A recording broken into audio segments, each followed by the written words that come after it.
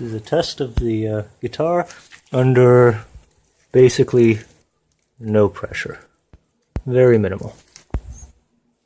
Got a little flame up there. Hitting the button in 3, 2, 1. Hi folks. So this video is talking about my Coma costume from Mad Max Fury Road.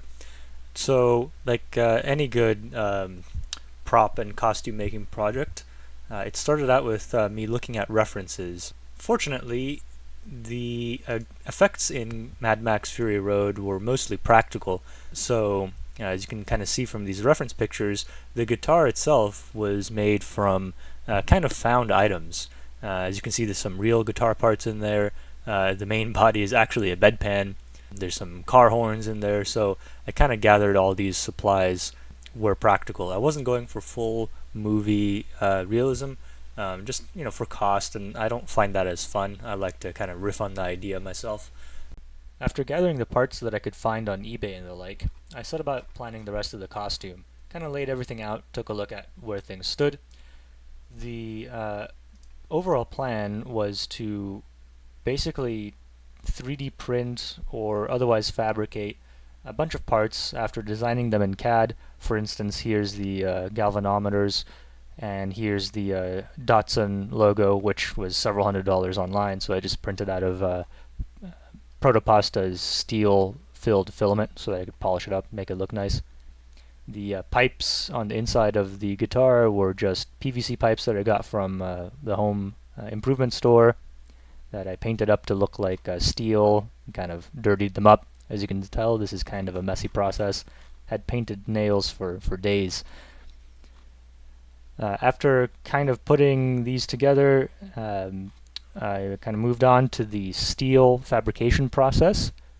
I designed these braces in CAD based off of the original reference. One thing that I find very nice about Fusion 360, which is the program that I used for all of this, is that you can take an image, I used this one here, and calibrate its scale and use that as a base to draw your parts off of. So everything is based in my costume is based off of the scale on this image that I calibrated by measuring my bedpan, which is pretty much the only hard size reference that I actually had. That wasn't just like a tiny item somewhere. After this, it was mostly just a question of sitting down and spending some time in the shop putting everything together. Once I got the basic layout down, it was just, hey, what looks good? Figure stuff out as I go along. Cut the bedpan in half and started attaching pieces to it, kind of making things fit where I could. The actual pickups and things of that nature were real pickups. I found the actual ones that were used in the movie, well, the actual type. So I mounted those on stocks and made these little spring adjusters similar to what's in the movie. The electronics are pretty simple. I really won't go far into that, but it's just a solenoid with an external battery and a couple switches and a sound module that I can trigger from that little amplifier thing that's strapped to the side of the guitar. The I don't know what to call them, the things that the spark plug's attached to, I don't know, the head, is just a cover over the actual head of the guitar, just like in the real movie. They were supposed to be parts from an old car, but I didn't find them at a reasonable price, so I just cut a kind of trunk lid liner thing that I found at the junkyard in half and kind of hammered it into shape. A lot of junkyard parts in this guitar. Now we can't ignore the flamethrower, right?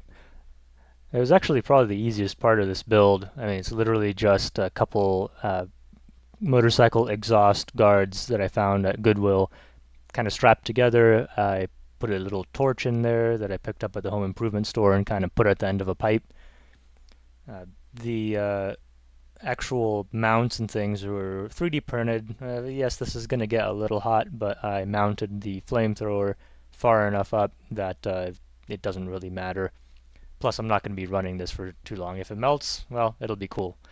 And then I'll build something out of steel. And then I just kind of stuck some piping around and kind of tried to make it look nice. It's actually a two-stage thing, so the little torch is running all the time when the gas, which is just propane from a camping gas little bottle, it's running all the time and works as a pilot, and then the main pipe gets triggered by the solenoid, and it's just a pipe straight through to the propane. I didn't want to have any high pressure anywhere in the system, so I used a little regulator to right at the bottle to bring it down to about 20 psi. It's also adjustable so that I can, tune in the mayhem as much as possible. But anyway, it works really well, as you can kind of see from this clip that I kind of teasered at the beginning. The mask is kind of a new thing for me. I used some heat formable plastic that I just got at the craft store and stretched it over a little skull casting that I bought on Amazon. The leather isn't real leather. I don't like to use real leather as much as possible. This is just some pleather that I got at the sewing store. When using pleather like this, it's important to get the kind that's meant for clothing instead of upholstery, because it can actually stretch much more than the upholstery kind.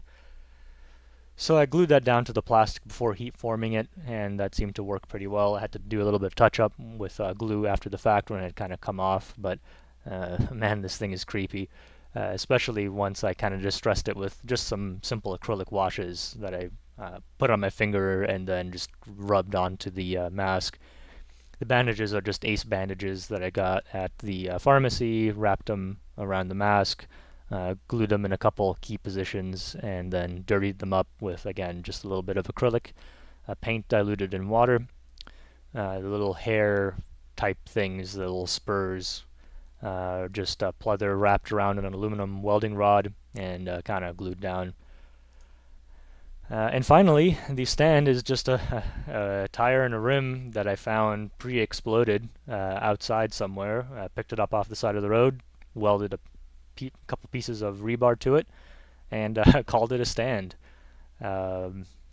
So it's about 7:53 in the morning as I record this, just a couple minutes before I have to leave for the competition at work. So I hope you enjoyed this very whirlwind tour of my costume, and well, if you're also taking part of the competition, good luck to you. If you're voting, may the best costume win. I hope you have fun. If you're not aware of the competition that I'm talking about, don't worry about it, just enjoy the video. Anyway, and also shout out to Anne for doing the Furiosa costume that I'm partnering up with, and we'll be entering the costume together. So anyway, cheers. Happy Halloween.